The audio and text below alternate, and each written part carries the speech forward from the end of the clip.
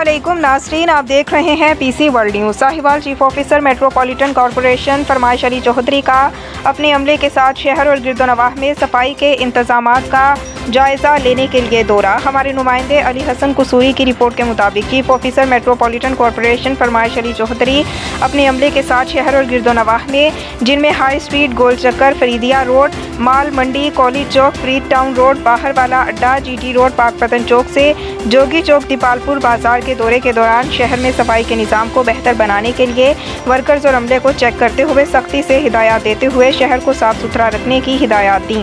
انہوں نے مزید کہا، اس سلسلے میں کسی قسم کی کوئی غفلت برداشت نہیں کی جائے گی۔ بعد ازاں انہوں نے سلاٹر ہاؤس کا بھی دورہ کیا اور نظام کو بہتر بنانے کے لیے ہدایات جاری کیں۔